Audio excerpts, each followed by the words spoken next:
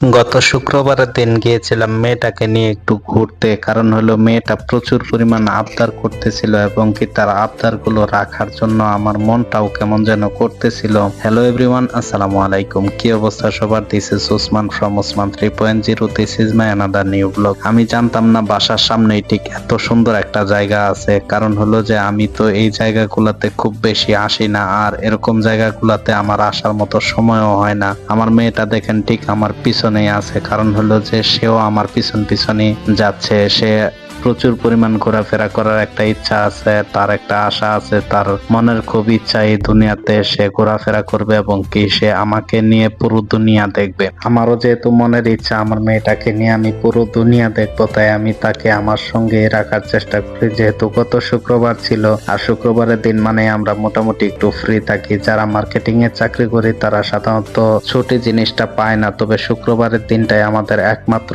ছুটির দিন। আর এই ছুটির দিনে আমি আমার মেয়েটাকে নিয়ে বের হয়ে গিয়েছিলাম এত সুন্দর একটা সরিষা ফুলের বাগানে। কারণ হলো সরিষা ফুলগুলো আমার দেখতে খুবই ভালো লাগে, আর এত সুন্দর একটা জায়গা, এত সুন্দর মনোরম একটা পরিবেশ, পুরা খোলামেলা একটা পরিবেশ। এই জায়গাগুলা দেখে মনটা ভরে গেল। কারণ হলো এত সুন্দর জায়গা আমার মেয়েটাকে আমি দেখাতে পারবো এটা আমি শুরুর দিকে ভাবতেই পারিনি। কারণ হলো যে এত সুন্দর জায়গা যে আমি পাবো এটাই তো আমার মনে নেই। আর এত সুন্দর জায়গাতে যেহেতু এসেই পড়েছে, অবশ্যই তো ঘোরাঘুরি করব, অনেকগুলা ভিডিও হবে ইনশাল্লাহ। আমি যেহেতু এখানে গিয়েছিলাম প্রত্যেকটা জায়গা আপনাদেরকে দেখানোর চেষ্টা করব, প্রত্যেকটা জিনিস আপনাদেরকে বোঝানোর চেষ্টা করব। সরিষা ফুল অনেকটাই প্রায় শেষের দিকে, অনেক অঞ্চলে এখন পাওয়া যাচ্ছে না, কারণ হলো যে সরিষা ফুল এখন প্রায় শেষ।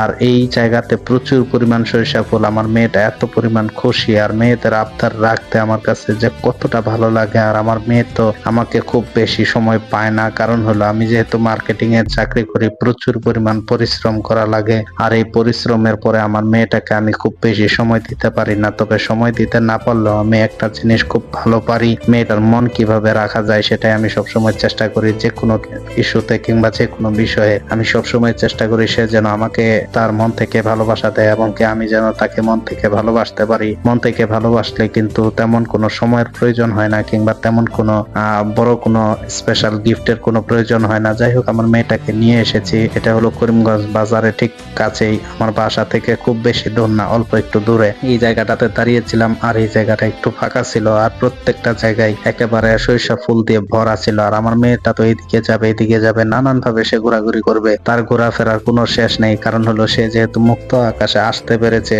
তার কাছে এইটুকুই অনেক। তাকে আমি যেহেতু এত সুন্দর একটা জায়গায় আনতে পেরেছি, আমার নিজের কাছেও ভালো লাগতেছে, আর তার উৎফুল্লতা দেখে আমার কাছেও ভালো লাগতেছে। তাকে আমি